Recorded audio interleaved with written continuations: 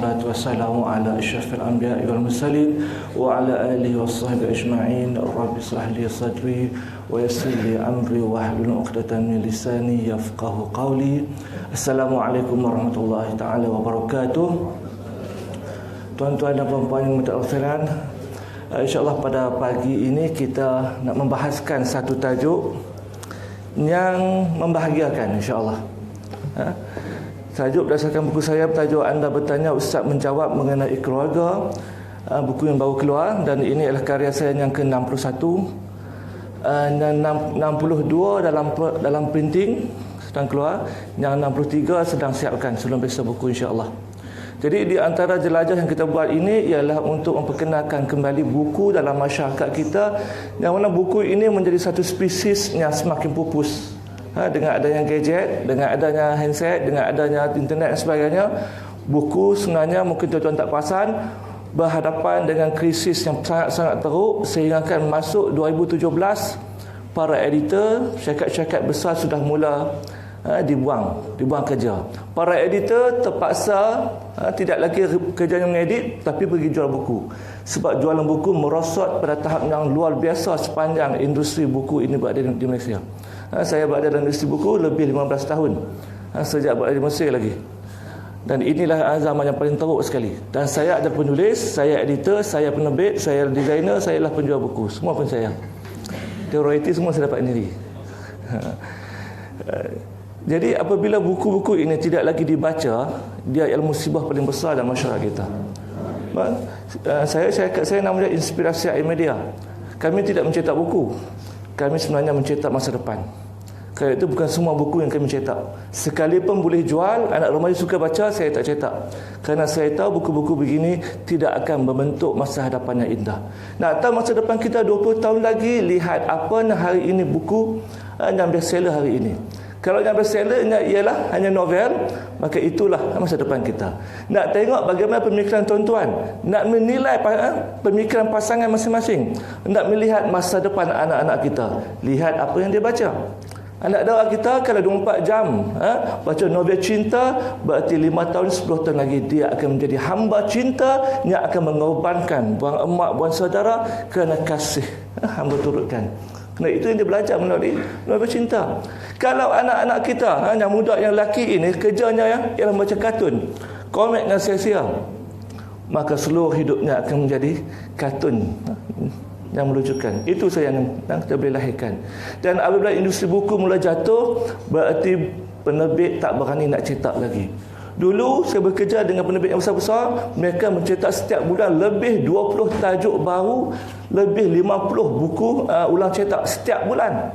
Sekarang untuk dapat 10 buah tajuk pun terketa-keta, takut tak laku sampai ke tahap itu. Ini berarti ilmu yang ada pada para ulama di seluruh negara kita dan di luar negara tidak dapat disampaikan kepada masyarakat. Apabila ilmu tidak dapat sampai kepada masyarakat, jadilah kita masyarakat yang tidak bijak, tidak pandai, dan kita berhadapan masa depan yang sangat gelap. Kita kaji keseluruh tamadun Islam, tamadun yang bukan Islam, yang pernah membangun sebelum ini, semuanya indikatornya ialah berdasarkan kepada ilmu.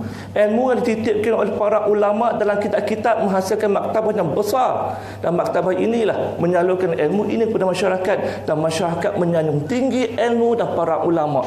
Bila keadaan terbalik berlaku sekarang, berarti kita berada kemusnahan yang teruk. Nak buat PhD luar negara pun sudah tak ditanggung sekarang. Jadi ke mana anak-anak kita? Berarti PhD semua dalam negara saja. Tuan-tuan dalam bidang ini lebih tahu lagi. Baik.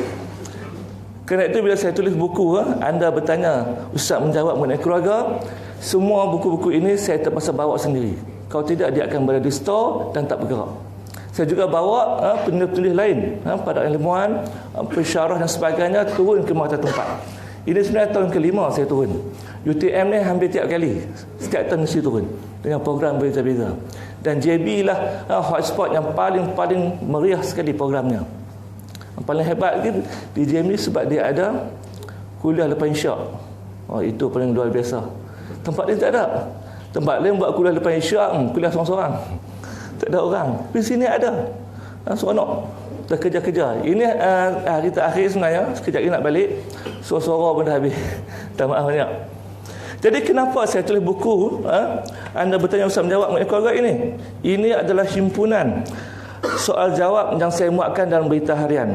Berarti soalan-soalan yang sampai ke saya ialah soalan real daripada masyarakat. Apa yang keluar dalam berita harian dan saya masukkan buku ini, itulah masalah yang dihadapi oleh keluarga yang berada di Malaysia sekarang. Dan ironiknya ialah 70% yang bertanya adalah wanita. Bakinya ialah 30%. 70% persoalan tentang wanita ini ialah mengenai masalah dengan suami mereka. Apakah memang wanita di Malaysia bermasalah semuanya atau orang lelaki memang tak peduli? Wallahu alam, tapi itulah masalahnya. Di persoalan-persoalan yang banyak ini menunjukkan bahawa institusi keluarga di negara kita berada dalam satu tahap yang sangat kritikal sehingga menyebabkan banyak perceraian berlaku. Perkahwinan bagi kita tidak ada apa-apa, tapi perasan atau tidak? Perkahwinan ialah syariat yang paling lama ada dalam dunia ini. Kita solat 5 waktu, pensyariatannya baru dalam peristiwa Isra' Mi'raj. Puasa, haji, umrah dan sebagainya, itu pensyariatan yang datang kemudian. Tapi pensyariatan kahwin, nikah ini bermula sejak adanya Adam dan Hawa di syurga. Sebab itu tajuknya hingga ke syurga, supaya kita boleh balik kembali ke tanah air, tempat asal usul datuk nenek kita, iaitu syurga. Maka kita tulis buku ini. Kita tak rasa pentingnya perkahwinan sebab kita masih mengamankan perkahwinan. Kalaulah perkahwinan tidak ada, ini yang akan berlaku seperti yang berlaku di negara barat. Dulu mereka bertahankan berzina itu satu benda yang biasa, itu hak mereka. Mereka kemudian berjaya supaya perkahwinan lelaki sama lelaki menjadi legal, perempuan sama perempuan. Mereka berjaya. Satu benda yang binatang pun tak pernah buat, manusia sanggup buat. Itu biasa bagi mereka sekarang. Dan mereka sekarang, tuan-tuan, sedang berjuang untuk sampai tahap yang lebih gila lagi untuk membenarkan perkahwinan di antara seorang ayah dengan seorang anak, seorang ibu dengan anak lelakinya, seorang datuk dengan cucu sendiri, seorang adik dengan seorang abang, seorang kakak dengan seorang adik dan sebagainya. Dan inilah berita yang sedang yang dimainkan di barat sekarang. Dan inilah hasil yang berlaku apabila perkahwinan syariat paling lama dalam dunia ini mula hilang. Dan benda ini kita nampak mungkin Ustaz ni jauh Ustaz, ini negara barat, tak ada kaitan dengan kita. Dalam satu YouTube, rakaman YouTube, satu temu bual di Indonesia dalam rancangan Macam Semak Bagi Malaysia. Tetamunya ialah seorang ibu yang bercinta dengan anak lelaki sendiri. Mereka boleh temu bual secara terbuka. Indonesia, tuan-tuan, sangat dekat dengan kita. Dan dengan perkara ini dia akan merebak kepada negara kita. Kenapa? Kerana apa yang berlaku di negara barat, di Amerika dan sebagainya, dia akan sampai. Kerana kita menonton filem yang sama, mendengar muzik yang sama, membaca novel yang sama, melihat semua benda yang mereka belajar, kita belajar. Dan suatu hari nanti ini akan sampai kepada Malaysia, tak lama lagi. Gay bukan lagi rahsia. Minta maaf, saya dalam bidang ini bukan baru tentang seksuk ini. Saya pernah tulis buku soal jawab remeh-temeh tentang seks, tapi anda malu bertanya tentangnya. Dan saya menulis buku bukan saya sekali rujuk buku dan tulis balik, tidak. Ada sampai tahap saya terpaksa buat undercover, terutama bab-bab yang saya tidak tahu, termasuk untuk menghuraikan persoalan tentang gay.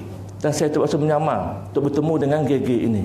Saya bertemu dengan seorang pekerja kerajaan yang hampir pencen, anak 3 tetapi gay. Isteri tidak tahu. Dan ini berlaku dalam masyarakat kita. Dan satu hari masalah lain pula akan datang. Jadi perkahwinan itu ialah kebahagiaan. Kita berkahwin kerana syariat buat begitu. Allah mewajibkan syariat perkahwinan sejak awal lagi diciptakan manusia, kerana yang menciptakan manusia lelaki itu adalah Allah, yang menciptakan perempuan itu adalah Allah.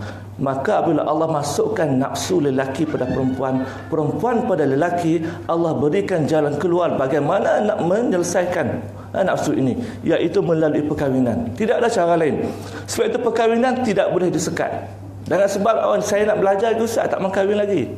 Maka kita menyekat fitrah seorang manusia. Hidup akan tertekan. Bila kita akan mula teringat nak kahwin, ingat lagi bila sebelum terkahwin. Bila kita duduk ramai dengan kawan-kawan pun kita terasa seperti seorang diri. Bila makan sedap pun terasa tawar. Ketika itu nak kena kahwin. Kena kahwin segera.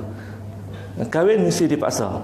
Saya berkahwin umur 27 tahun, terpaksa kahwin segera. Sebab bukan kena kahwin paksa. Kahwin segera sebab saya ustaz. Kita mengajar lelaki dan perempuan. Pelajar-pelajar kita anak darah semua. Apa yang ustaz tak nak asuh ke? Dengan nak elak fitnah, kita kena kahwin. Dan anak darah ni pula kadang-kadang syok kat kita, tengah malam tak mesej lagi. Fitnah besar pada kita. So kahwin cepat-cepat. Dan terkahwin dengan anak murid sendiri pada muka. Itu tak mahu mengajar tu, kita kahwin sekali lagi. Dia 18 tahun, saya 27 tahun, 9 tahun beza. Jadi dalam bab perkahwinan ini, dalam saya menguruskan bab ini, saya nak bawa satu ayat Quran tentang tanggungjawab suami isteri. Allah berkata, ar-rijalu qawwamu 'ala nisa bima faddalallahu ba'dahum 'ala ba'din wa bima anfaqu min amwalihim. Bermula lelaki-lelaki itu adalah qawwamun 'ala nisa. Qawwamun 'ala nisa. Islam macam mana tu? Lelaki adalah qawwamun 'ala nisa. Salah faham mengenai perkataan qawwamun 'ala nisa ini menyebabkan berlaku penganiayaan kepada golongan perempuan. Qawwamun bukan maksudnya lelaki lebih kuat daripada perempuan, maka lelaki mesti garam pada perempuan. Mesti kejam, mesti cakap kasar dan sebagainya, mesti perah. Mesti paksa dia buat kerja ini dan kerja itu. Minta maaf tuan-tuan, hari ini saya nak mendedahkan hak sebenar orang perempuan, tanggungjawab sebenar seorang lelaki. Dan pendedahan ini mungkin akan menyebabkan golongan lelaki membenci saya. Dan mungkin tak panggil dah lepas ni. Tapi itulah hakikatnya. Kerana lelaki itulah paksi kepada sebuah kebahagiaan rumah tangga. Gagalnya rumah tangganya ada hari ini kerana lelaki tak faham betul-betul apa dia tanggungjawab dia. Sebab itu tanggungjawab rumah tangga, tanggungjawab di rumah, membasuh, memasak semuanya adalah tanggungjawab lelaki. Tuan-tuan buka mana-mana kitab fiqh. Antara nafkahnya ialah semua tugasan ini lelaki yang mesti uruskan. Sama ada dia buat sendiri atau dia upah bibi dan sebagainya, atau dia upah orang dan dia kena bayar sendiri. Ini kenyataan yang sangat menakutkan oleh orang lelaki di Malaysia. Balik lepas ni saya tak masalah je, no. Tetapi kita sangat bersyukur tuan-tuan, sebab kita berkahwin dengan perempuan-perempuan Malaysia yang hidung kemek, comel. Dan perempuan Malaysia adatnya sejak dahulu lagi mereka akan bekerja membantu suami mereka untuk nafkah di keluarga. Dulu kalau seorang suami itu penuh getah, isterinya akan tolong uruskan getah itu, mesin dan sebagainya. Kalau suaminya nelayan, maka isterilah yang akan bersiar ikan dan jual buat ikan kering dan sebagainya. Itu budaya masyarakat Melayu yang ada di sini. Dan kita bersyukur kita kahwin dengan orang perempuan Melayu. Dalam budaya Arab misalnya, tuan-tuan nak kahwin dengan orang Arab kan? Ini nak cerita dah. Di Mesir, kalau tuan-tuan nak kahwin dengan orang Arab, masuk ke Minang itu pertama sekali bakal isteri dan bakal mak mentua akan datang lihat lepas kahwin kami nak tinggal di mana. Kena siap apartmen, siap dengan furniture dan semua lengkap. Datang tengok setuju atau tidak. Oh, tengok ini kecil sangat, anak saya tak sesuai, cari yang lain. Tengok perabot, oh ini murah sangat, kata kecil sangat, anak saya ni badan besar, kena besar lagi, beli besar lagi. Sampai dah setuju, okey, baru terima, boleh kahwin. Dan selepas kahwin, semua harta, apartmen, kereta mesti pindah bilik ke tangan isteri sepenuhnya. Kalau bercerai, tinggallah lelaki dan awang dia saja yang tinggal sampai ke tahap itu. Dan bila mereka berkahwin, mereka tidak bekerja, majoritinya tak bekerja, mereka tidak masak, mereka tidak basuh baju, semuanya mesti upah orang lain. Sebab itu menjadi budaya di negara Arab, perempuan kalau sudah kahwin tapi masih kurus, itu berarti dia terseksa, mesti tambah berat badan. Budaya di sana. Dia anggap siapa kurus ni, perempuan yang dah kahwin kurus ni, maknanya dia terseksa, duduk di rumah dia kena bekerja, dia mesti gemuk. Budaya macam tu, nak macam mana? Jadi kita budaya orang Melayu, kita sangat bersyukur sebab semua kerja rumah ini isteri kita yang buat, majoriti buat. Dan dalam masa yang sama tuan-tuan, dalam masa yang sama tanggungjawab untuk menafkahkan keluarga semuanya terletak pada kita lelaki. Setiap sen yang dikeluarkan di rumah kita adalah tanggungjawab lelaki, bukan tanggungjawab isteri. Ini hakikatnya tuan-tuan kena sedar balik. Tetapi hari ini kos hidup terlalu tinggi, hampir semua isteri terpaksa bekerja. Seperti depan saya ni, semuanya isteri-isteri yang bekerja kerana kasih sayang mereka pada suami mereka. Kesian suami bekerja siang malam sampai tak boleh tidur, tak cukup duit lagi, ekonomi kita memang teruk. Mereka bekerja dan mereka menampung kos kehidupan keluarga sebagai tanda cinta dan kasih sayang mereka pada suami mereka. Betul kan? Betul, dan anak-anak mereka. Perlahan yang ini betul, kenapa? Macam terpaksa pula kerja. Tetapi semua duit yang mereka keluarkan itu adalah sedekah ihsan isteri kepada suami. Maka jadilah kita suami-suami Darul Ihsan. Maka tuan-tuan, mau tak mau kita terpaksa ucapkan terima kasih kepada isteri kita, kena hargai mereka. Kalau mereka boleh berkorban dengan membantu suami mereka untuk tanggungjawab dalam mendapatkan nafkah, apa salahnya kita juga bantu mereka di rumah? Apa salahnya kalau kita juga boleh membasuh baju, menyediai baju, basuh pinggan? Kalau tak masak pun, tak erti masak, jangan suruh masak. Keracunan semua. Apa salahnya? Sebab itu tanggungjawab kita. Sebab perkahwinan, tuan-tuan, bukan pemilikan. Pemilikan berarti saya beli buku ini, Fairuz, saya beli buku ini dengan harga RM20. Okey, jual. Itu pemilikan. Ada waktu kita angkat nikah, saya beli anak pakcik ini dengan harga sekian-sekian. Okey, saya jual. Ada? Tidak ada. Kita cuma terima, saya terima nikahnya. Berarti saya terima dia sebagai pasangan hidup kita. Perkahwinan adalah perkongsian hidup yang cukup indah. Kita hidup seorang-seorang seksa, susah. Kita ada berdua, itu lebih hebat. Sebab itu perkahwinan ialah perkongsian senang dan susah. Waktu susah kita bersama, waktu senang jangan cari lain. Dan perempuan marah sangat itulah. Time susah kita bersama, time senang mula cari lain. Sampai surat kepada saya, ini cukup menarik. Ini saya tak dedahkan lagi ni, habis orang lelaki. Sampai surat kepada saya, seorang isteri itu dah kahwin lama, berniaga dengan suami lama, dia bila susah, kahwin susah, tak ada apa-apa, berniaga sama-sama, berniaga keluar modal, isteri keluar modal, suami keluar modal, kerja sama, tapi perniagaan semua atas nama suami. Bila dah kaya, suami nak tambah cawangan. Dia kata nak buat macam mana, dia sedih, terasa sangat ni. Saya kata mudah, suami nak kahwin, benarkan dia kahwin, tetapi ada satu rahsia yang saya nak ajarkan kepada puan. Nak saya ajarkan? Tip ni ajar, insya-Allah suami perempuan tak jadi kahwin. Apa dia? Mudah saja. Sebab puan sudah bekerja keras bersama dengan suami untuk nafkah dan keluarga. Jadi dalam Islam ada satu istilah, nama dia harta sepencarian. Itu hak suami isteri. Jadi kalaulah seorang suami nak berkahwin seorang lagi, seorang isteri ada hak untuk tuntut supaya dibahagikan harta sepencarian. Buka file di mahkamah dan minta harta sepencarian. Hakim akan kira berapa banyak sumbangan isteri kepada dalam rumah tangga tersebut. Dalam kes puan, saya kata kemungkinan 50% harta suami terpaksa dipecahkan kepada ni. Lepas tu dia nak kahwin, kahwinlah, kita dapat duit dah. Dan itu yang dibuat, alhamdulillah tak ada kahwin. Sebab separuh harta pindah. Hatta kalau perempuan itu suri rumah tangga sekalipun, ada persen kalau mati ataupun bercerai. Itu yang isteri tak tahu. Bila mati suami, turun faraid. Sebenarnya ada hak sebelum faraid itu mesti harta sepencarian dahulu. Minta pecahkan dulu, dan mahkamah tentukan. Kalau dalam rumah tangga itu isteri bekerja, dia bayar duit rumah dan sebagainya, atau kereta, atau beli beras dan berarti persen daripada harta suami itu perlu dipecahkan bagi pada isteri dulu, kemudian baru faraid. Orang perempuan tak tahu hak mereka. Kita seronok yang kahwin orang perempuan Melayu, dia pun tak pandai. Tak mahu mengaji. Tak mahu mengaji. Jadi bukan cara bila kita kahwin kita perah keringat isteri, perah duit dia, minta halal balik. Saya pernah dedahkan macam ni secara live dalam IKIM live. Jadi suami pakai dengar, panas telinga dengar semua.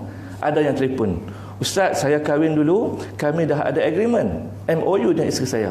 Saya bayar duit rumah, dia bayar duit kereta. Saya bayar duit IP, dia bayar duit tuition anak. Jadi macam mana MOU ini, Ustaz? Saya kata MOU ini hanya sah sekiranya isteri masih redha lagi. Kalau tak, MOU tak terpakai, terbatal dan sendirinya. Sebab hak isteri. So kalau siapa nak isteri bekerja, memberi nafkah, tampung anak-anak dan sebagainya, balik tanya balik, apakah dia redha dengan semua sedekah dia bagi? Takut nanti kita mati, kita beribadah, ibadah kita tergantung sebab rupanya isteri tak redha, terpaksa bagi. Kena tanya balik. Memang kita kena mengenah diri. Dan saya yakin dan saya percaya isteri-isteri ini dia akan redha selagi suami dia baik dengan dia. Dia akan redha. Orang perempuan ni kelebihan dia ialah yang tidak ada kurang pada orang lelaki ialah mereka ini rela berkorban jiwa dan raga semata-mata untuk suami dan anak-anak. Betul? Senyum lebar mereka. Sebab memang mereka suka dihargai. Sampai juga satu soalan yang cukup kontroversi, saya keluarkan soalan ini, di-share 100,000 lebih dalam Facebook. Kerana soalan ini saya dimaki hamun oleh para lelaki seluruh Malaysia, tetapi diucapkan terima kasih dan tahniah oleh wanita seluruh Malaysia. Dapat mesej macam-macam, 100,000 lebih share. Apa berlaku? Kesnya ialah seorang perempuan bekerja, seorang pegawai, jadi kerja dah tertekan. Perempuan faham kan? Kena bos pula tak ingat kan, garang dan sebagainya. Balik penat, balik terpaksa basuh baju, balik terpaksa sedia baju, terpaksa masak pula, jaga anak-anak. Suami tidak membantu ketika itu, dia cerita. Jadi kadang-kadang kita balik ni dalam mood yang tidak baik, dengan penat, fizikal penat, jiwa penat, otak penat, hati sakit. Bila suami kadang-kadang ajak untuk bersama, perempuan tidak mampu untuk bersama kerana keletihan. Dia tanya, apakah saya dilaknat? Sebab ada hadis menyatakan, ini hadis yang semua orang lelaki kena hafal. Biasa mesti hafal hadis ni. Hadis apa? Hadis sekiranya, seorang kata sekiranya seorang isteri apabila suami nak ajak untuk bersama tapi dia menolaknya, maka malaikat laknat kepada dia sampai subuh. Ini hadis yang lelaki gunakan untuk kepentingan pribadi. Betul, hadis ini betul. Tetapi bila dengar balik syarah kepada hadis ini, para ulama dia menyebutkan yang wanita yang dilaknat ini kerana dia menolak keinginan suami dia tanpa sebab, semata-mata untuk menyakiti hati suami dia. Geram suami tak mau beli gelang siang tadi, geram suami dia ajak pergi honeymoon, vacation ke Sabah, ke mana ke, tak mau, maka dia sengaja menolak kehendak suami dia sehingga suami dia sakit hati, supaya suami dia sakit hati, dan itu yang dilaknat. Ini seorang isteri yang mengorbankan masa dia bekerja, mencari duit, memasak, membasuh, jaga anak, dan kadang-kadang dia letih sekali sekala. Apakah perempuan seperti ini dilaknat? Saya kata tak, sepatutnya suami itu yang dilaknat kerana dia tidak membantu suami isteri dia. Itulah sebab para suami sangat marah pada saya. Dan ini salah seorang dalam pengguna Facebook maki hamun saya. Ini Ustaz Kangkung, dia kata. Takut dengan isteri. Dia menggunakan ayat ar-rijalu qawwamu 'alan nisa. Dia salah faham. Qawwamu 'alan nisa bukan macam tu. Bukan berarti ar-rijalu qawwamu nisa boleh paksa isteri untuk melakukan hubungan seks bila masa saja. Dalam hubungan seksual itu adalah hubungan dua hala, nikmat berdua. Satu hadis Rasulullah SAW menyebutkan, tak ada budak-budak sini kan? Dia sebut. Tak apa, orang kahwin belakang sini. Rasulullah kata, dia pesan kepada para suami, ketika kamu melakukan hubungan seksual dan setelah kamu mencapai klimaks, jangan cabut kemaluan kamu daripada kemaluan isteri, sehinggalah isteri juga mendapat kepuasan. Berarti dalam rumah tangga, dalam hubungan seksual, kedua-dua ada hak. Suami ada nafsu, isteri juga ada nafsu, maka kedua-duanya mesti saling memberi dan menerima. Istilah dia. Tidak boleh seolah-olah perkahwinan ini hanya untuk keseronokan suami sahaja. Jadi ini sebab ketika ini saya dimaki hamun, ada yang hantar mesej kepada saya, Ustaz, selepas isteri saya membaca artikel Ustaz dalam berita harian, dia tidak mau lagi bersama dengan saya. Apa saya jawab? Pada muka. Habis selama ini dia bersama dengan isteri, dan akhirnya isteri dia tak redha kah? Sebab itu untuk bersama dengan isteri bukan berarti aku tengok anak aku tak. Begitu saja. Ia perlu romantis. Ia perlu hubungan seksual ini dia bermula daripada awal. Kalau kata pagi-pagi ini kita berhajat, awal-awal lagi hantar mesej yang romantis pada isteri saya untuk menaikkan mood dia. Ini bagi tip ni. Untuk menaikkan mood dia supaya dia berasa senang hati, dia balik seronok. Saya ingat dulu seorang guru bahasa Inggeris duduk dalam sekolah. So kami pergi ke rumah dia, ada hal nak jumpa dia, tengah kemas rumah. Duduk tengok, kenapa rajin sangat? Rajin ada makna. Saya tak faham dulu, tak faham langsung. Dah kahwin baru saya faham. Itu cara dia untuk menggembirakan hati isteri dia. Seorang ulama dan seorang ahli politik di Kedah dulu. Dia sudah meninggal dunia. Kawan saya baik dengan dia. Pergi ceramah, dia akan pergi ambil ulama ini. Ulama yang cukup hebat. Bercakap dan parlimen cukup berbisa.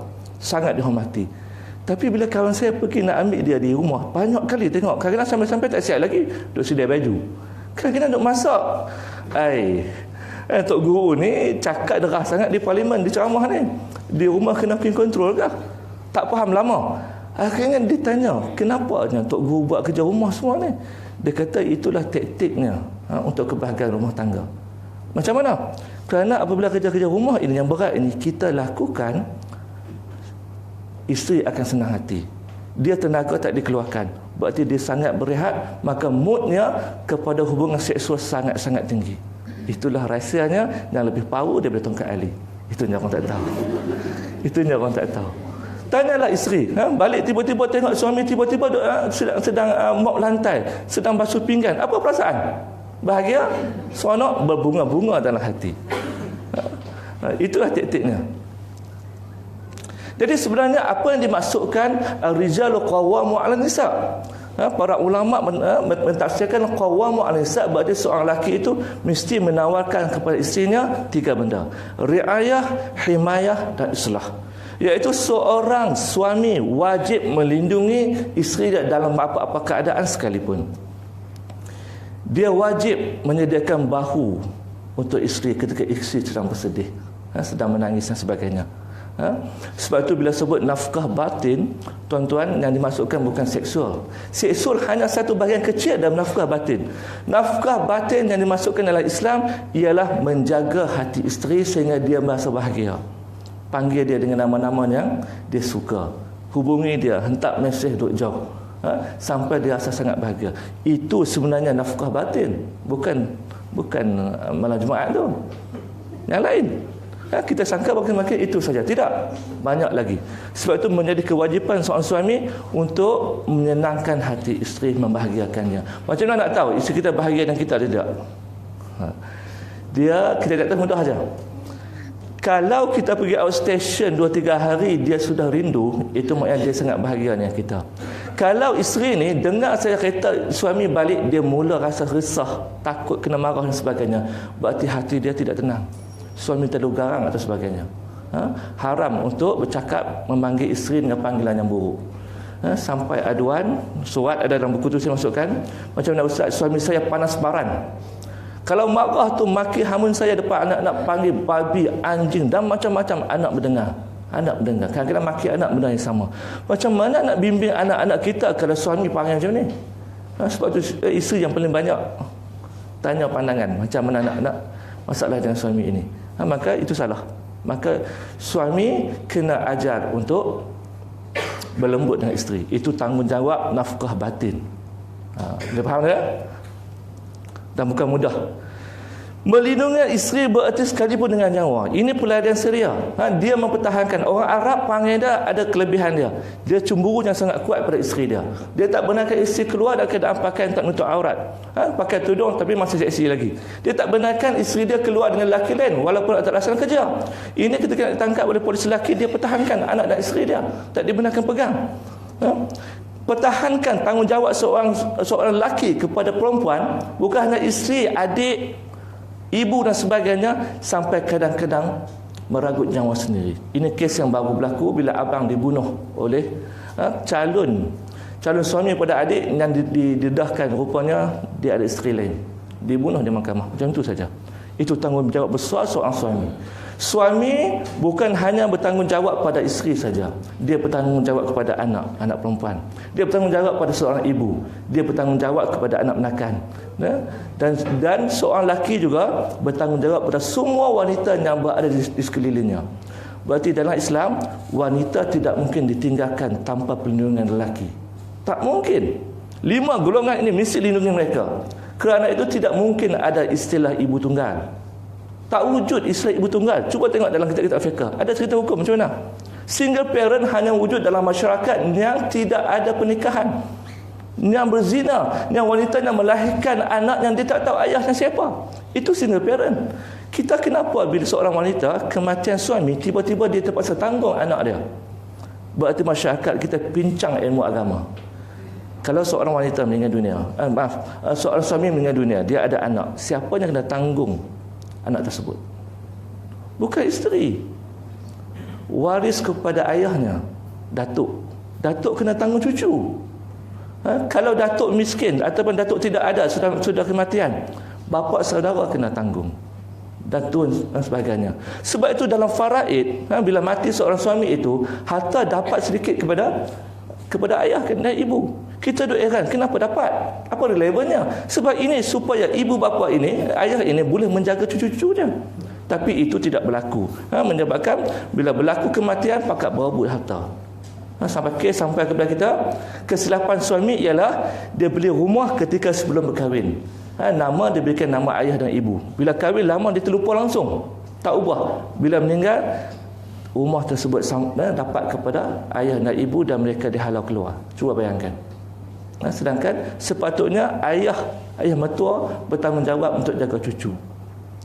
Dan anak yatim pula, bila kita jaga, katalah kita ada saudara kita yang mati, kita ada anak menakan, kita bertanggungjawab untuk pelihara dia dan menggunakan duit kita untuk nafkah dia.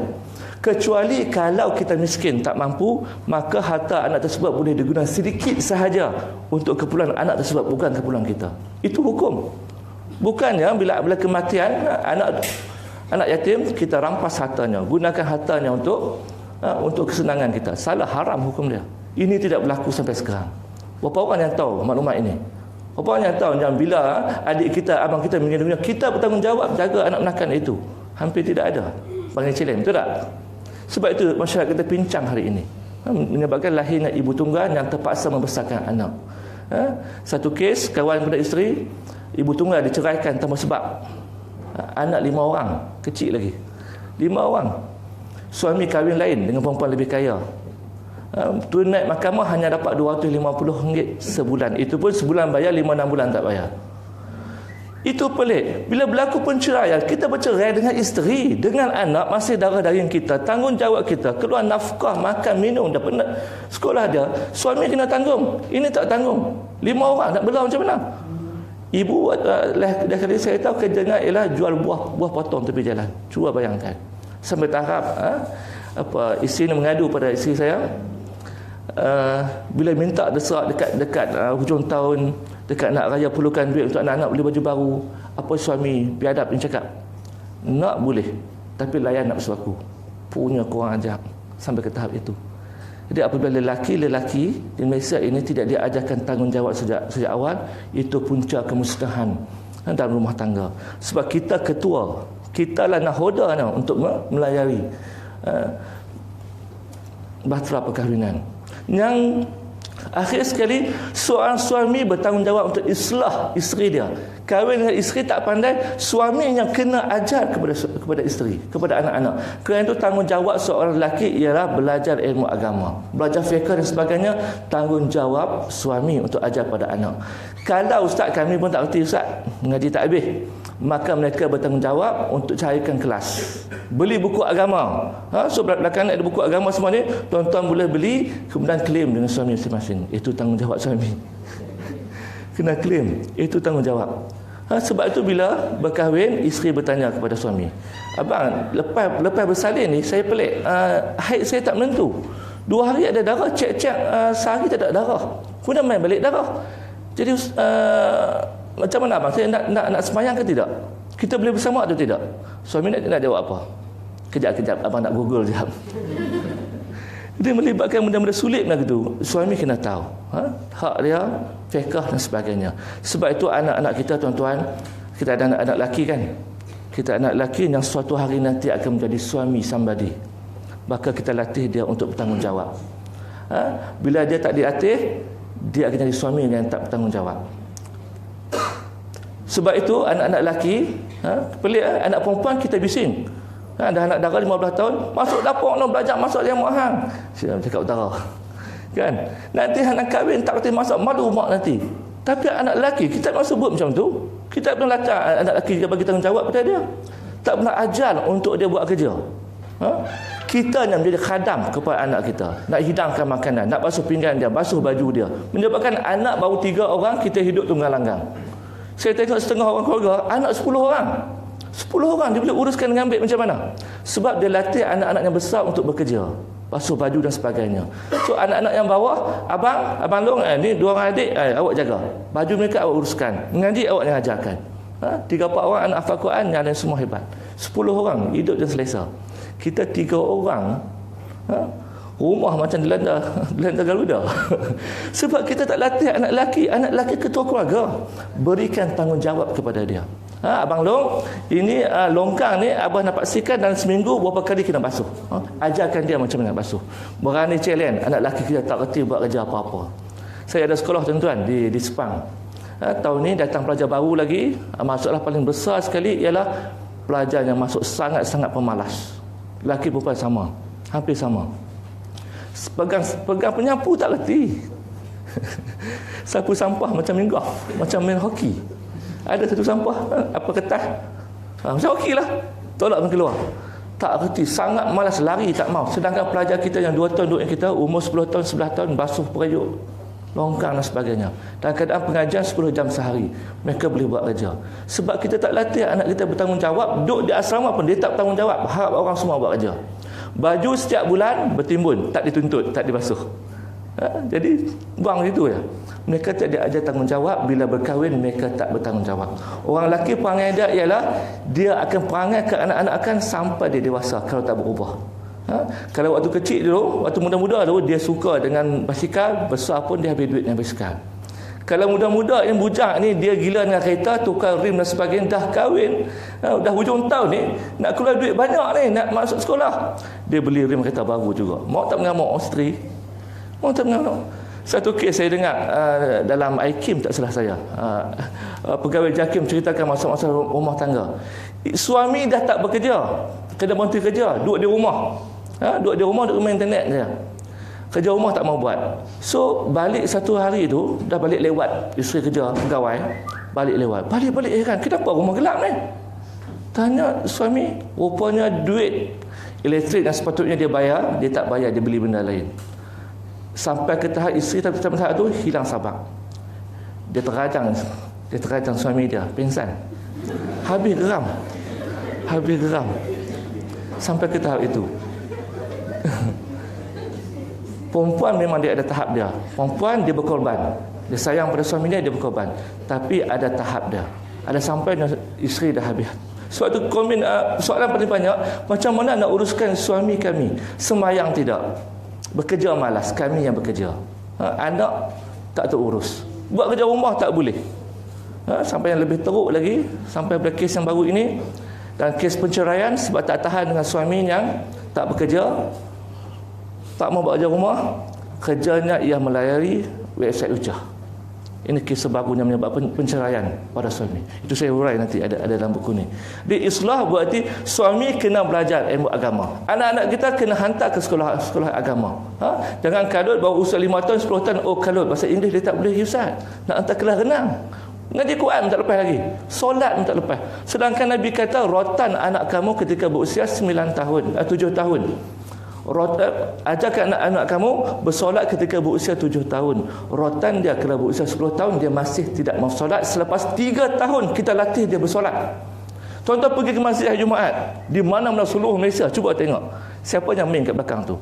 Budak umur 10 tahun, 12 tahun, 15 tahun, kadang-kadang 18 tahun, tak semayang betul-betul pun. Anak kita seluruh Malaysia berani challenge. Cuba tengok. Berarti ibu bapa di Malaysia telah gagal satu aspek dalam pendidikan, belajar solat. Itu pun tak lepas. Kalau Nabi kata umur 10 tahun tak masuk solat, sebab kalau mereka ini tak semayang sebab mak ayah tak ajar, sebat mak ayah dulu. Sebab mereka tak ajarkan. Solat paling penting. Saya pusing masa tempat, saya buat buku yang saya pergi solat. Ada 4 buah buku saya tentang solat. Pentingnya solat. Saya buat kursus untuk budak-budak pusing dengan jawi, penat sungguh. Sangat memenatkan 2 hari kursus tersebut untuk ajar anak-anak tentang solat. Modaliti datang dah tak boleh apa-apa. Saya buka tawaran untuk orang dewasa tak mau, tak sanggup. Nak belajar solat bukan yang saya cakap yang tuan-tuan dengar, tak. Saya kena dengar bacaan tuan-tuan. Baca Fatihah saya dengar. Betul atau salah?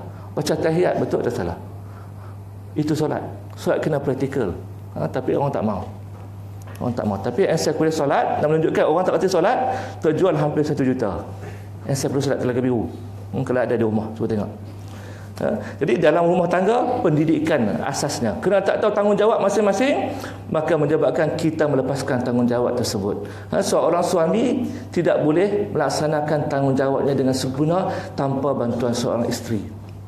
Seorang isteri tak boleh melaksanakan tanggungjawabnya dengan sempurna tanpa bantuan seorang suami. Apa salahnya kita redha meredai, membantu dalam rumah tangga supaya masing-masing terlaksana dengan baik. Perkahwinan bukan berarti itu hak saya, awak kena buat.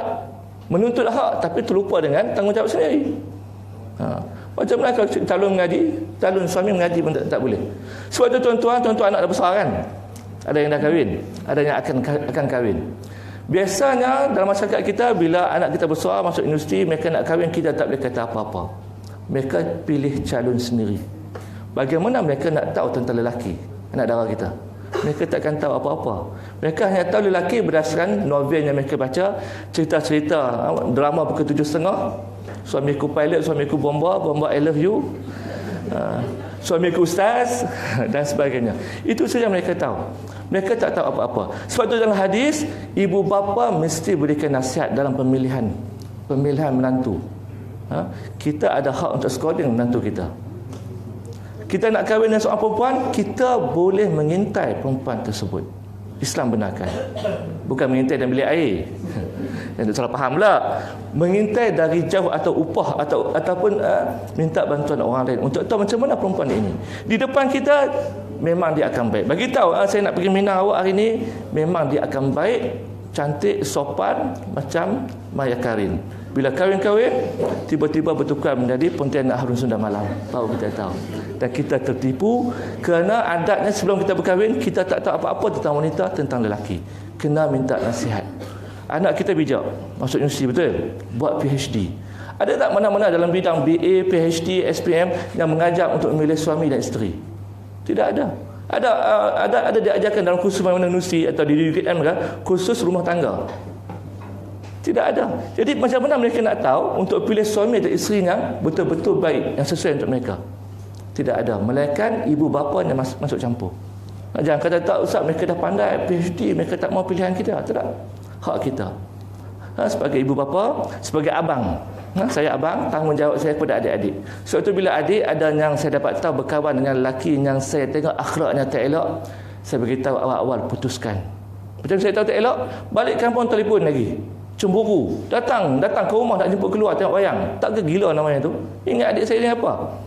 Saya kata kalau macam ni lelaki ni, awak nak jadikan suami, lebih baik jangan. Dan dia putuskan hubungan, dan kebetulan keluarga lelaki tersebut pun tak suka. Dia nak non-standard dengan dia, orang kaya. Kami orang miskin. Sebab tu nak kahwin kena ada kufu sendiri. Kena ada kufu. Antara masalahnya timbul apa dia? Kita kahwin, kita anak orang kampung, duduk di bandar ialah kaya. Balik kampung, isteri kita anak orang kaya, rumah mewah. Balik kampung tak mau sebab tak sanggup masuk tandas mak mentua. Jijik, kotor, bergaduh dengan suami. Kadang suami duduk dalam rumah sekali dengan mak mentua, minta pindah. Tuan-tuan, perempuan berkahwin dengan lelaki, bukan lelaki itu sepatang kara. Kami ini anak kepada seorang ibu yang kami ada tanggungjawab pada ibu bapa kami. Kami babang atau adik kepada kakak ataupun adik perempuan. Kami ini ada anak-anak menakan yang kami perlu bertanggungjawab. Sebab itu bila awal berkahwin, isteri kadang marah. Kita kerja waktu itu mana ada kerja penteruk itu, balik dari Mesir tu. Balik Mesir terus kahwin. Kerja pun takkan ada lagi. Duit dah tak ada, kenapa bagi duit kepada adik-adik? Saya balik adik 3 orang duduk universiti. Bapak saya guard, dah sakit waktu itu, tak kerja dah. Saya nak buat apa? Isteri tak faham waktu itu bahawa tanggungjawab kepada adik-adik sama dengan tanggungjawab kepada isteri. Saya kena bagi juga duit. Kita susah, itu tanggungjawab kita. Bagilah duit. Sampai sekarang mereka semua dah kerja, selesai, tak apa. Baru kita boleh kumpul duit. Sebab itu tanggungjawab kita. Mungkin boleh cadangkan pada suami-suami, pada bakal-bakal suami nak berkahwin dengan isteri yang kaya ini, takap gambar tandas rumah mak kita, bagi kita. Ini tandas suami mak saya. Awak sanggup tak sanggup? Kalau tak sanggup, baik jangan. Ini berlaku pada adik saya. Dia kahwin dengan orang yang berada, sekarang krisis nak tinggalkan rumah sebab tak tahan dengan tandas yang tak elok. Tak tahan. Isteri saya dulu tahan, dia boleh tahan walaupun memang kotor. Anak miskin, kaya orang miskin. Bapak saya guard. guard saja. Yang gaji yang baru saya tahu punya gaji dia tak sampai 1,800. Tapi dia hantar 4 orang anak dia ke universiti. Saya ke Universiti Azhar, dia hantar setiap bulan RM500. Tak pernah miss selama 4 tahun. Punya pelik. Saya tak tahu dapat duit mana. Akhirnya saya tahu rupanya dia habiskan semua simpanan yang ada pada saya. Sebab tu bila duduk di tahun 3, saya dapat surat kepada adik, ayah stroke. Saya balik segera tanpa tunggu panjang. Walaupun saya tak ada ubat dia, rupanya bila saya balik, dia beri semangat untuk dia. Beri semangat untuk ayah. Sebab anak yang paling tua balik untuk ambil tanggungjawab. Dia baik lepas tu. Kemudian saya sama setahun lagi balik kahwin segera. Itu kisah rumah tangga. Dan kadang-kadang kita berhadapan dengan isteri yang berbagai. Ujian ini kadang-kadang datang pada isteri. Kadang ujian kepada isteri ustaz lebih hebat lagi. Isteri ulama lebih hebat lagi. Sebab itu isteri, 2 orang wanita yang paling hina dalam sejarah dunia dan dicatatkan oleh Al-Quran. Boleh tengok dalam buku sejarah metafora suci dari langit, ada di belakang. Allah catatkan 2 wanita paling hina dalam dunia. Kedua-dua ialah isteri kepada Rasul, Nabi Lut dan Nabi Nuh. Mereka hidup di bawah rumah bersama dengan seorang Nabi, tapi akidah iman bukan hendak manusia. Allah tak bagi iman kepada mereka. Mereka menjadi isteri yang sangat derhaka. Derhaka mereka pada ada tafsir menyatakan bukan derhaka mereka tak masak nasi, bukan derhaka mereka menolak kehendak suami, tidak. Mereka tak tolak, mereka baik. Tetapi mereka menolak ajakan untuk beriman dengan Allah. Itu kesilapan mereka. Menyebabkan mereka dianggap sebagai wanita paling hina dalam sejarah dunia. Boleh tengok dalam metafora. Menariknya Allah sebutkan 2 orang contoh wanita paling hebat dalam sejarah dunia. Dan dia ialah isteri kepada manusia paling kejam di dunia, Fir'aun. Asiah itu ialah wanita paling hebat yang Allah iktiraf dalam Al-Quran. Boleh tengok dalam buku nanti. Sebab Asiah ini, dia seorang isteri yang menggunakan kelembutannya untuk melembutkan lelaki paling kejam dalam dunia. Tuan-tuan boleh bayangkan. Suami tuan-tuan garang, bengis. Ada sama dengan Fir'aun? Tak sampai ada. Kan ada masa dia lembut, kadang-kadang dia marah. Tapi Aisyah ini bagaimana dia boleh tackle Fir'aun sampai tunduk kepada dia? Bagaimana? Ingat tak peristiwa bila Aisyah bertemu dengan bayi Nabi Musa AS yang dihanyutkan? Ketika itu Fir'aun dah keluarkan undang-undang perkeliling, semua bayi lelaki dibunuh. Bagaimana dia boleh tundukkan Fir'aun supaya terima bayi ini sebagai anak angkat? Ada dalam Quran dicatatkan, bagaimana dipujuk, dia kata kita ambil dia sebagai anak angkat kita, dia akan menjadi penyejuk mata kita, qurratu aini. Jadi macam mana nak berhadapan dengan masyarakat? Kita rahsiakan anak ini, kita ambil. Mereka duduk dalam istana, dirahsiakan.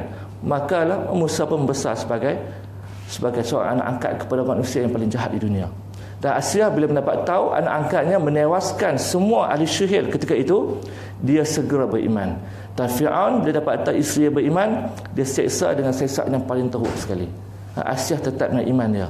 Disebutkan dalam Al-Quran, Asiah berdoa, ya Allah, binakan padaku sebuah mahligai yang indah, dan selamatkan aku daripada Fir'aun, daripada perbuatannya, dan selamatkan aku daripada orang yang zalim.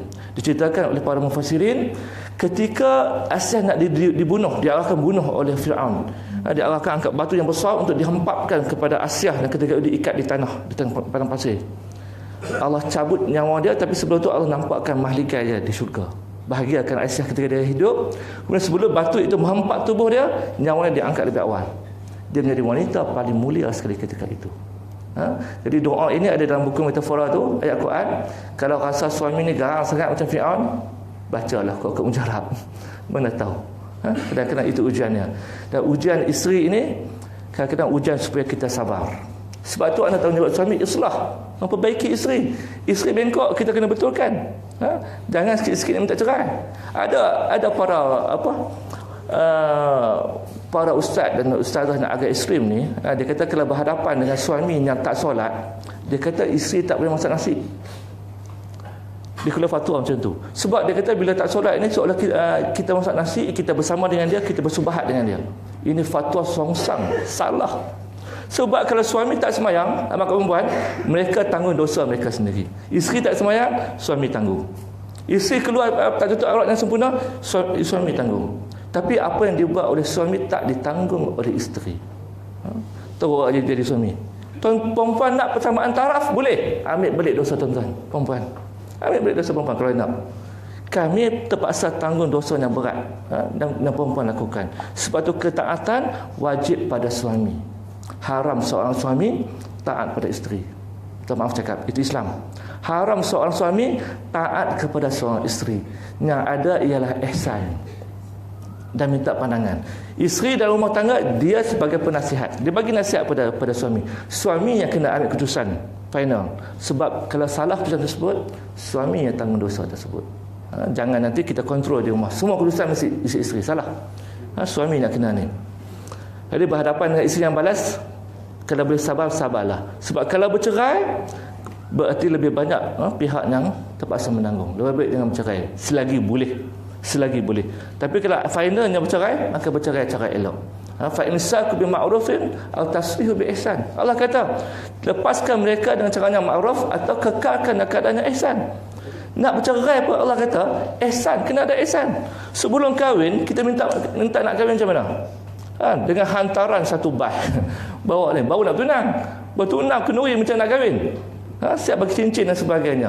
Kita minta dengan cara elok. Tiba-tiba bercerai, hentak macam tu ya, dalam keadaan lebam. Tak ke gila namanya tu? Biadab. Islam ajar kalau tak suka kat isteri ni buah sangat, isteri tak cantik dah kan sebagainya, lepaskan dengan cara yang elok, yang ihsan. Sebab itu wanita yang telah hidup bersama dengan kita, tidur bersama dengan kita, berjuang bersama kita berpuluh tahun. Takkan kerana marah sekarang ini kita lupakan semua kebaikan dia. Nak lepas sebagai elok. Itu Islam ajar. Tapi kita belajar dalam drama swasta, kalau nak bercerai, hantarkan air balik ke rumah mak ai, kita pun hantar balik. Itu salah besar. Sebab bila seorang suami melafazkan talak, dia masih dalam talak raj'i, belum bercerai sepenuhnya lagi. Dia ada hak untuk berada di rumah tempat suami dia sediakan. Suami masih ada tanggungjawab selama masih 3 bulan, masih dalam talak raj'i untuk berikan nafkah, berada di rumah suami selagi tak membahayakan nyawa dan keselamatan isteri. Apa tujuannya? Itulah Islam ni hebat. Sebab kadang-kadang perempuan kita marah, bergaduh, kita terlepas cakap. Tak bergaduh tu isteri pula ketika dia menjawab, waktu tu kita ego. Orang lelaki ni kebodohannya ego. Tentu kita bodoh. Bila isteri menjawab tu, kita mula melafazkan. Bila lafaz sekali perkataan saya talak, dia jatuh segera. Ini kena faham lagi elok. Walaupun tak daftar di mahkamah lagi. Ini salah faham majoriti mereka. Sampai dalam sahabat dalam Facebook, seorang perempuan tua saya, kakak saya panggil. Dia tercerita yang suami dia bila bergaduh je, mesti tu sebut divorce, bercerai. Tapi lepas tu dia baik-baik, ustaz. Dia bukan niat, kami tak lapor apa-apa. Saya kata berapa kali dah pernah berlaku. Kami kahwin lebih dari 10 tahun. Saya ingat setahun berapa kali tak tahulah. Saya kata puan yang dengan suami kalau ikut ilmu saya telah bercerai tolak bain lama dah. Tuan hidup sekarang ini, puan hidup sekarang ini berzina. Kena buat laporan. Sebab disangka bila untuk bercerai itu kena lapor di mahkamah dulu baru kena cerai. Tak. Itu dari segi prosedur mahkamah, undang-undang negara. Tapi bila lelaki itu sebut talak, walaupun ketika marah, jatuh satu talak. Adakah orang bercerai dan keadaan tak marah? Tengah bahagia, tengah seronok, I love you, tiba-tiba jom cerai. Tak ada. Majoritinya ketika marah. Talak tetap jatuh, maka hukum berjalan. Cumanya tak berapa berkenan undang-undang di Malaysia ialah kalau tuan-tuan bercerai di luar mahkamah, pergi buat laporan kena bayar 1,000 lebih kurang. Tak munasabah, saya tak faham kenapa.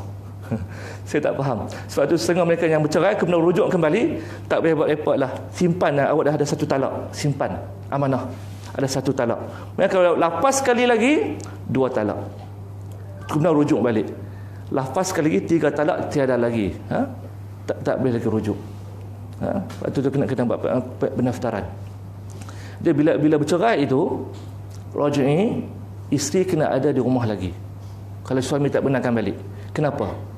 Supaya bila hilang marah itu dia berbaik balik, dia rujuk kembali. Dalam fiqh, rujuk itu berarti tak perlu beritahu orang. Hari itu bercerai 2-3 hari baru rasa rindu, baru rasa menyesal. Saya menyesal sebab hari itu marah sangat. Perempuan pun minta maaf, saya pun hari itu memang saya tersalah cakap, marah sangat, menyesal. Maka rujuk. Saya rujuk Mina, saya rujuk pada awak balik. Hidup bersama beliau seperti suami isteri. Orang yang tak tahu tak apa. Cuma kalau ada orang yang boleh tahu sebagai saksi, itu pun lebih baik. Tak apa, boleh. Dah berlaku. Walaupun tak daftar di mahkamah syariah. Kalau rasa nak kena 1,000, pergilah daftar. Tetapi kalau penceraian tak rujuk kembali, awak kena daftar juga. Sebab perlukan surat cerai tu untuk kahwin semula. Ada kes yang mereka cerai lama dah, tapi yang isteri tak boleh berkahwin sebab tak dilaporkan kepada mahkamah. Bila pergi buat laporan nak kes, bagi tahu 1,000. Mereka orang miskin, tak jadi buat. Tak munasabah 1,000 ni. Bukan kita berzina, bukan kita buat jahat. Berzina pun tak kena sampai 1,000. Ini bercerai. Sama juga bila satu kes, ini kes pelik betul, tapi menarik. Kes kawan mereka mengahwinkan kakak mereka yang dah lama agak tua lah, tak kahwin, ibu bapa memang meninggal. Kawan saya ustaz, dia kata apa hukum kami kahwinkan kakak kami dengan suaminya, isteri yang kedua. Mereka tak pergi ke Thailand, mereka buat akad nikah di rumah. Seorang abang menjadi wali kepada kakak ini. Kemudian sahabat saya ni ustaz juga, dia baca khutbah untuk ni. Sah atau tidak? Saya kata kalau cukup rukun sah. Cumanya lepas tu pergilah lapor di mahkamah. Tak perlu ke Thailand. Kenapa ke Thailand? Sebab kes ke Thailand ini bodoh sebenarnya. Bodoh. Satu kes saya dengar dalam mahkamah, saya buat praktikal di mahkamah syariah. Saya pergi untuk sahkan pernikahan itu sah atau tidak. Hakim bertanya, ketika angkat nikah itu wali perempuan tersebut ada atau tidak? Ada. Dia ikut sekali. Bila ada, macam mana boleh wali hakim kalau wali betul ada? Akhirnya keputusan dibuat, pernikahan di sana tidak sah. Yang perempuan dah pun mengandung. Anak nak beri dengan siapa? Nampak kebodohannya? Lebih baik buat angkat nikah di sini. Kalau tak mau ni pun lebih baik begitu. Buat sedikit lebih ni. Jadi qawwam 'ala nisa itu berarti lelaki itu bukan mempamerkan kejantanannya, tetapi mempamerkan kelakiannya yang bertanggungjawab. Bukannya qawwam 'ala nisa, lelaki itu berkeras dengan sifatnya yang kejam, tapi dengan akhlaknya yang mulia. Kita tunjuk akhlak yang mulia, isteri akan hormat. Kalau suami ini terhormat, sembahyang, cakap elok, isteri mana tak hormat? Yang isteri mula geram ialah apabila suami ini tak guna. Tak guna. Tak guna, tak tanggungjawab dan sebagainya. Mana tanggungjawabnya? Jadi persamaan lelaki perempuan tidak ada. Masing-masing ada tanggungjawab masing-masing. Jangan lepas dari itu. Boleh juga dapat wanita dambaan syurga untuk ni. Dan sebuah lagi buku saya sedang tulis, lelaki dambaan syurga. Bukan wanita yang nak syurga, lelaki nak juga. Kita buat lain. Baik, sikit lagi sebelum kita tutup. Ini perempuan pernah terasa tak? Kejam tu. Kita balik terpaksa bekerja, masak nasi dan sebagainya. Tak adil. Mereka makan je, basuh pinggan pun tidak. Terasa kejam tak? Bukan tuan-tuan je rasa. Para sahabat wanita dulu pun rasa benda yang sama. Nak mengaji susah sebab kita nak jaga anak. Orang lelaki boleh pergi jemaah, boleh pergi haji, boleh bekerja dan sebagainya. Jadi ini berlaku satu kes. Saya nak tuan-tuan tengok dalam buku Inspirasi Khutbah Rasulullah. Nanti boleh rujuk lain. Asma bin Yazid radhiyallahu anha diutuskan bagi menemui Rasulullah SAW sehingga dia digelar Al-Khatib wanita Arab, dan sebagai utusan mereka bertemu dengan baginda yang ketika itu berada dalam kalangan para sahabat.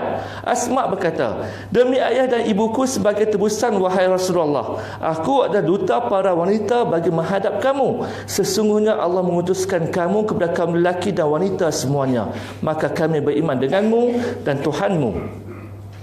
Kami kan wanita ini mempunyai pergerakan yang terbatas, menjadi penjaga rumah kalian, tempat kalian melepaskan syahwat dan mengandungkan anak-anak kalian. Sedangkan kaum lelaki mempunyai kelebihan daripada kami, kerana mereka dapat berkumpul, bersolat jemaah, menziarahi jenazah, menunaikan haji atau umrah atau berjihad. Maka kami yang menjaga anak-anak dan harta kalian, menjahit pakaian kalian dan mendidik anak-anak kalian demi kepentingan kalian. Adakah kami dapat berkongsi ganjaran pahala yang sama? Ini soalan bila Asma mewakili orang perempuan Islam ketika itu. Nabi pusing menghadap wajah jagat para sahabat dan berkata, pernah kamu mendengar permintaan seorang wanita yang lebih baik dalam urusan agama seperti ini? Sebab biasanya wanita ini dia minta benda-benda yang lain. Minta nak beli itu, beli ini, ya itu wanita kita boleh terima. Tapi tiba-tiba Asma ini mewakili wanita zaman itu bertanya, menuntut untuk mendapat pahala yang sama. Sampai Nabi kata, munasabahkah seorang wanita boleh dapat hidayah untuk bertanya soalan seperti ini. Ini wanita yang beriman, yang luar biasa iman dia. Mereka berkata, wahai Rasulullah, kami tidak pernah menduga seorang wanita boleh mendapat petunjuk bagi melakukannya. Lalu baginda menghadap ke arah Asma dan berkata, ketahui wahai wanita dan siapapun yang berada di belakangmu, bahawa kelebihan kesetiaan wanita kepada suami sama dengan semua ini. Kelebihan kesetiaan wanita kepada suami adalah dengan mengerjakan kewajipan suami isteri. Lalu Asma meninggalkan tempat itu sambil mengucapkan tahlil sehingga dia bertemu dengan para wanita kaumnya. Lalu dia menceritakan apa yang dikhabarkan oleh Rasulullah SAW. Mereka bersenang hati dengan ketetapan tersebut. Maknanya apa yang perempuan buat di rumah selama ini, masak nasi, cuci pinggan dan sebagainya, Allah beri ganjaran yang sama apabila suami kita keluar untuk mengajar dan sebagainya. Hari ini saya datang ke Johor Bahru, tinggalkan isteri saya dan anak-anak. Demam habis semua. Demam 3 orang sekali. Demam rindu kot. Masih demam lagi. Isteri saya insya-Allah dapat pahala sama dengan apa yang saya buat. Walaupun di rumah mungkin dia sedang tidur sekarang, sedang rehat. Sebab dia benarkan saya datang ke sini. Ini baju dia gosok, seluar dia gosok. Dia jaga anak-anak saya. Bukan jaga anak-anak saya dia, jaga sekolah. 30 lebih orang ada anak-anak. Dia tolong jagakan ketika saya tidak ada. Maka pahala dapat. Berarti walaupun kita penat, kalau kita bebai, marah, penat, tak ikhlas, tetap kena masak nasi juga, tetap kena basuh nasi juga. Baiklah kita redha, anggap ini sedekah kita kepada keluarga kita, maka semua ganjaran itu Allah beri ganjaran. Walaupun tadi saya sebut itu tanggungjawab suami, lepas ni balik masak nasi. Alhamdulillah kan. Kita pun lelaki juga. Kan? Berarti semua yang mereka buat, suami buat, isteri akan dapat ganjaran yang baik. Benda yang sama juga. Tapi mereka buat dosa, isteri tak tanggung. Itu yang seronok menjadi ini.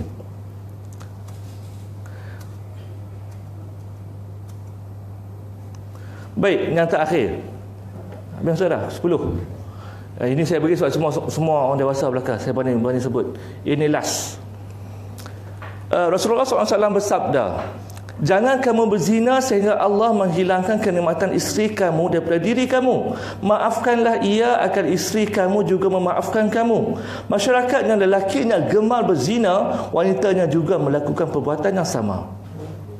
Baik, dalam ayat ini Allah beritahu awal lagi bahawa Allah menarik nikmat kita dalam berjima apabila seorang lelaki atau perempuan itu melihat maksiat, buat maksiat, berzina dengan orang lain, dia tak akan nikmat lagi dengan isteri dia. Kadang pelik, dia skandal dengan perempuan yang lebih tua daripada yang tak cantik, isteri dia lebih cantik di rumah. Kenapa dia skandal? Sebab Allah tarik nikmat dia balik. Saya dapat kes daripada isteri-isteri yang mengadu suami mereka sangat kuat menonton video lucah, melayari internet lucah. Dan mereka beritahu saya, bila mereka melari ini, kemampuan mereka seksual diranjang, kemampuan seksual mereka menurun dengan drastik. So saya dapat terima bahawa bila orang lelaki ni banyak sangat menonton benda lucah ini, nafsunya Allah tarik balik. Dan hadis ini mengesahkannya. Dan baru ini saya jumpa satu artikel dia tuliskan bagaimana secara saintifik sebenarnya benda itu betul. Kerana seorang lelaki apabila dia mendapat nikmat satu benda, termasuk seksual, makan benda sedap dan sebagainya, tubuh ini mengeluarkan satu bahan kimia yang menyebabkan kita seronok, kita bahagia. Sebab itu kalau hari Jumaat saja semua senyum lebar sampai ke ni. Kan sebab kita mendapat apa yang kita hajatkan, maka kita senyum lebar. Sebab tubuh kita mengeluarkan meremiskan bahan tersebut. Tapi apa terlalu kerap, hari-hari tengok benda lucah, benda tu keluar terlalu banyak, dia tak berkesan lagi untuk tubuh kita. Berarti bila dia bersama dengan isteri, nikmat tidak ada. Sama juga dengan orang bujang, yang waktu bujang itu dia nakal, menonton video lucah sudah bersama dengan pasangannya, pegang tangan, ringan-ringan dan sebagainya. Bila kahwin, nikmat berkahwin tak ada rasa apa-apa. Dia jangan seronok ni ketika bujang ini, kita tahan diri kita daripada melihat benda maksiat. Kita tak pernah pegang perempuan mana-mana, tak pernah dating. Kemudian pertama kali kahwin, cuba bayangkan, pertama kali kahwin, angkat nikah, lepas tu nak salam, terketa-keta. Saya terketa nak salam perempuan. Sebab kita tak pernah pegang perempuan. Lepas tu ahli keluarga mulalah, ustaz pegang ustaz, dekat ustaz nak tengok gambar kenangan, punyalah malu, punyalah azab.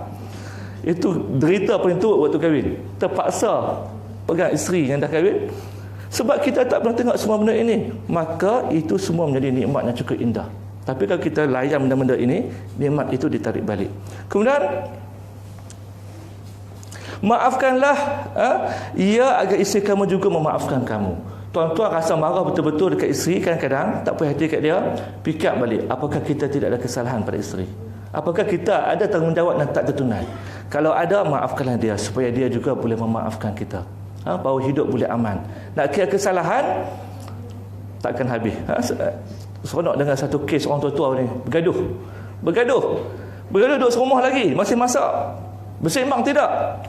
Ada apa-apa tinggal note saja. Ni makan dalam bawah tudung, tulis. Ni saya nak keluar, tulis kat situ. Tekan, tak mau cakap. Tu keluar anak seorang. Tu saya, kita pakai pen juga ke? Sebab kita bergaduh macam mana? Itu rumah tangga kita. Kalau kita nak bahagia, kita maafkan orang lain supaya orang lain juga maafkan kita. Nak bergaduh sampai tengah mana? Tapi kalau tak mau, dah meluat sangat, lepaskan. Jangan duk tahan supaya masing-masing boleh bawa diri masing-masing.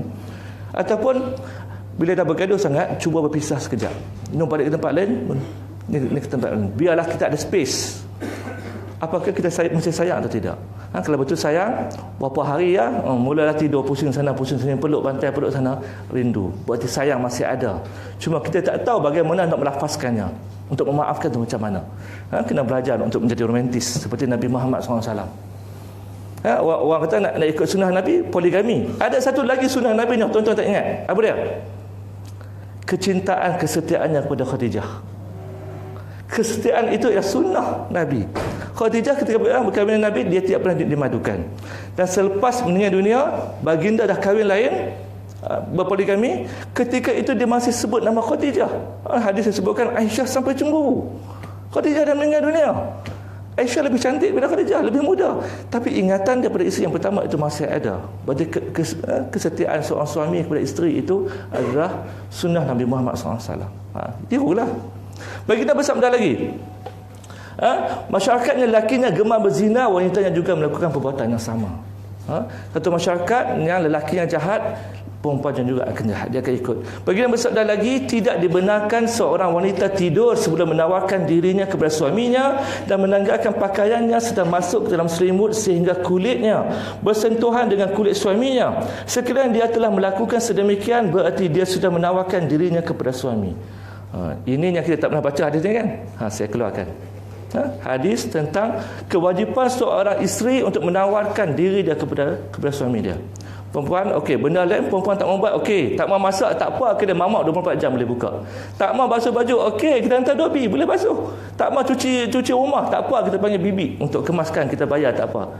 Tapi buat hubungan seksual, kita cuma ada isteri saja. Takkan yang tu pun nak berikan mamak. Kan? Tu saja. Sebab kita bukan lelaki jahat yang ada boleh berzina dan sebagainya. Itu saja. Berarti susah macam mana pun pastikan yang ini tuan-tuan tunaikan. Sebab itu ditawarkan, disebutkan hadis ini, cara menawarkan itu sampai ke tahap tanggalkan pakaian dan bersentuhan kulit dalam selimut dengan suami. Kalau suami kata, okey, tak payah letih, baru okey. Kalau tak, tapi adatnya tak letih lah. Adatnya. Itulah kebahagiaan suami isteri. Jangan sampai suami tertekan sebab dia berhajat tapi tidak ada cara untuk ni. Isteri terlalu sibuk, cari masa, sibuk macam mana cari masa. Sekarang suami isteri kerja, saya tahu penat, maka cari masa bilanya kita boleh dating, bilanya kita boleh bersama. Tinggalkan anak-anak sekejap, kena cari masa juga. Itulah kebahagiaan. Sebab nikah itu maksud dia ialah berjima dari segi bahasanya. Kalau nikah tiba-tiba berbulan-bulan tak bersama, apa gunanya? Kecuali ada sebab lain.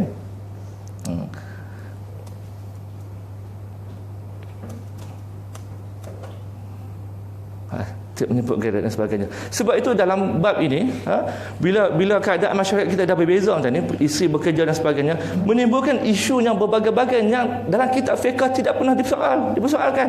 Contoh dalam grup kami pada ustaz ni, datang soalan tentang perkahwinan ini, tentang nafkah. Kalau sekiranya seorang isteri semua mengaji tinggi, PhD dan sebagainya, dapat bantuan PTPTN, kemudian berkahwin, suami tak benarkan bekerja, PTPTN siapa nak bayar? Apakah tanggungjawab suami untuk bayar PTPTN isteri kalau dia tak bekerja? Nak jawab macam mana? Dia nak cari dalil. Kemudian sampai soalan, isteri nak beli barang-barang dalaman mereka. Boleh faham tak?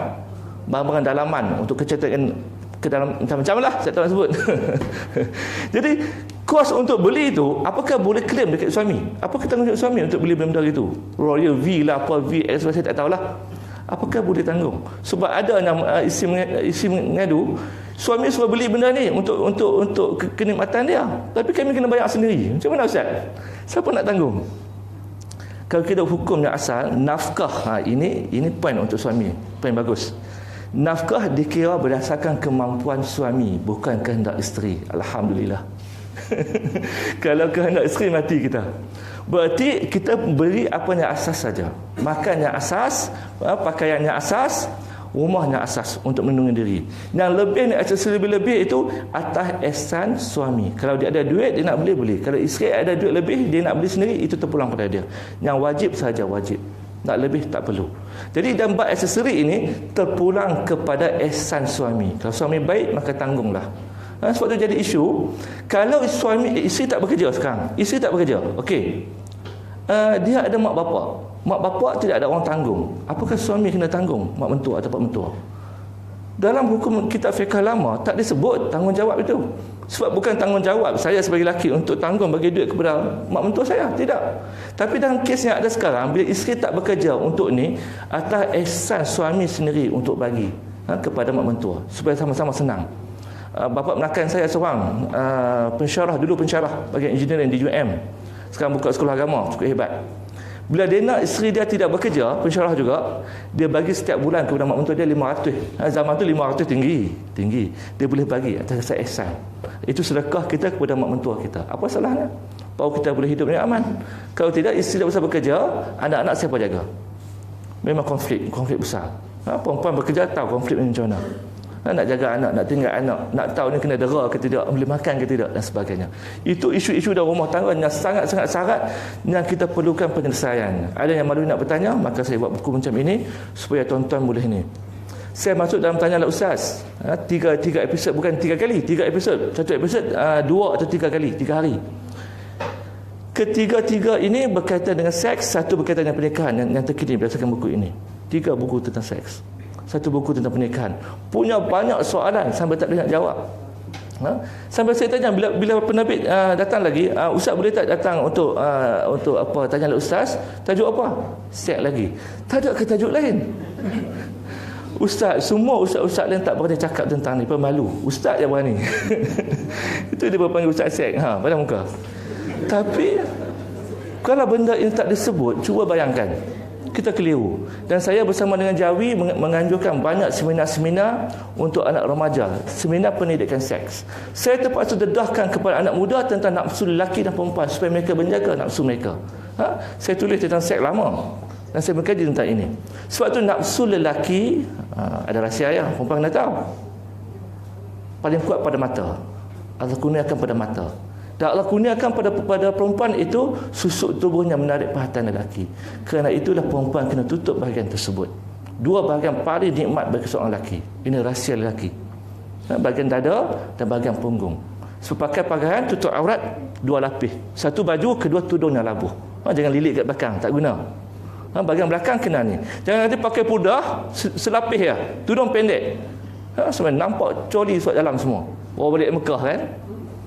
Orang Arab pakai pudar, dia bukan selapis. Dalam dia ada baju lain lagi, kemudian ada selapis lagi, kemudian tudung dia sampai ke bawah, tutup punggung.